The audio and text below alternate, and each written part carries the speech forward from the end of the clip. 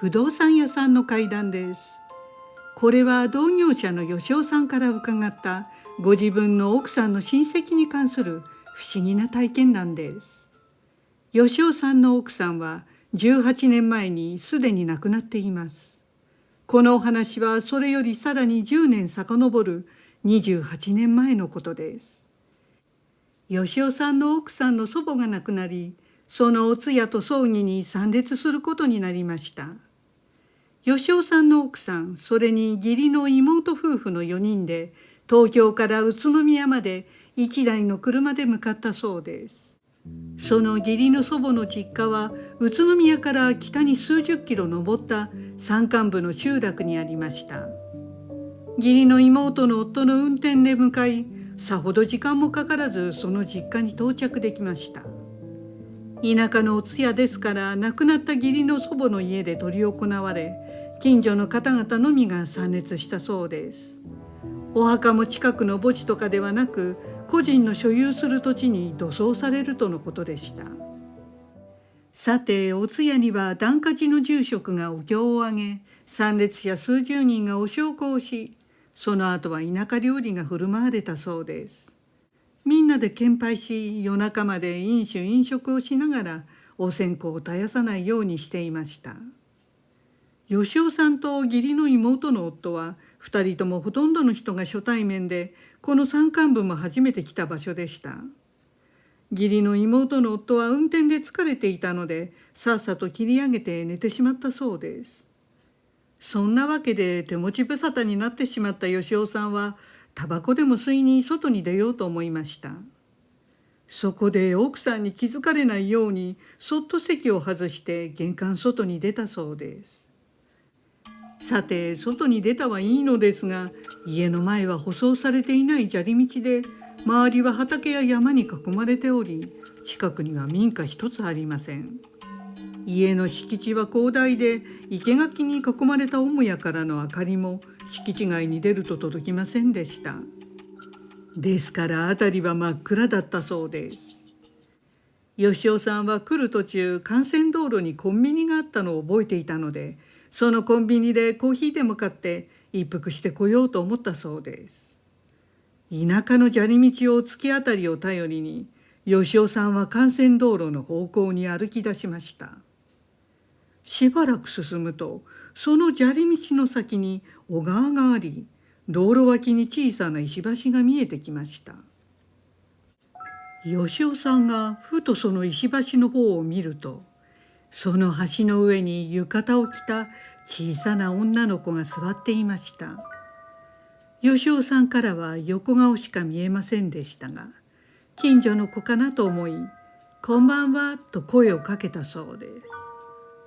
す。すると、スーッと女の子は見えなくなりました。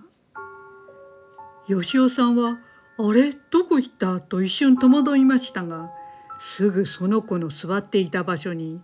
小さなサンダルと桃色のマグカップが置いてあるのに気がつきました。吉尾さんはすぐにその女の子が川に落ちたと思ったそうです。そこで暗い橋の下の川を覗いてみると、そこには誰もいませんでした。よく見れば橋から小川はせいぜい1メーターぐらいの高低差で、またどう見ても水深がくるぶしより少し上くらいしかない浅い小川でした。落ちたとしてもどうということはない川でしたが、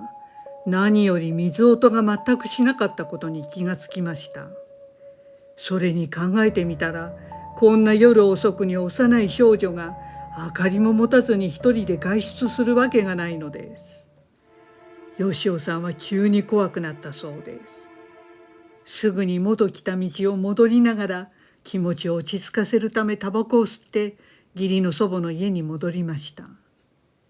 そこではまだ宴会は続いていたそうです。吉尾さんはさっき見たものは疲れているからだと思い、宴会中の人たちに先に休むとだけ挨拶して奥の座敷に下がりました。すると座敷にはすでに義理の弟がいびきをかいてぐっすり寝ていました。その部屋は仏間でしたので、吉尾さんはふと気になり、お線香を焚いてから寝ようと思いました。そしてその仏壇の前に立った時でした。吉尾さんはぎょっとしたそうです。その仏壇の中に先ほど見た桃色のマグカップがあったのです。それは紛れもないあの橋の上にあったマグカップで、それにはジュースが注がれて置かれていました。そしてよく見ると、仏壇の中にさっきの女の子の横顔の写真があったのです。吉尾さんはさっきと同じ横顔を見たので、あの子だとすぐ分かったそうです。するとその横顔の女の子は写真の中で吉尾さんの方に向き直り、正面を向いた遺影写真に変わっていました。吉尾さんは見間違いかと目をこすり見直すと、その顔は笑っていたそうです。吉尾さんは血の気が引いていきました。もう寝ることなどできず、吉尾さんはすぐにみんなが宴会をしている部屋に戻りました。そして奥さんと義理の妹の近くに座り、気を取り直してまたお酒を飲み始めたそうです。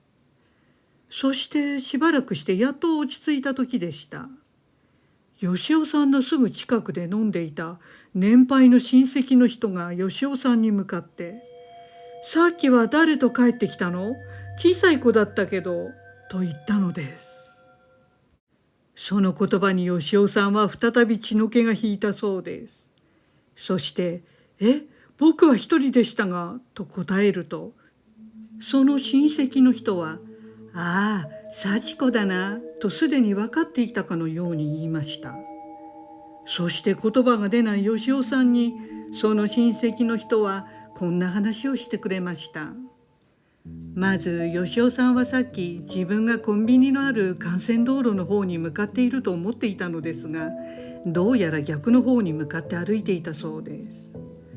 あの小川のある方向は実はクマやイノシシなどの凶暴な野生動物がよく出没する危険エリアなのでした。そして何十年も前、今回亡くなった義理の祖母には幸子という名の娘がいたそうで、幼い頃にその危険地帯でイノシシに襲われて亡くなっていたのです。生きていたら、つまり吉尾さんの奥さんのおばさんにあたる人でした。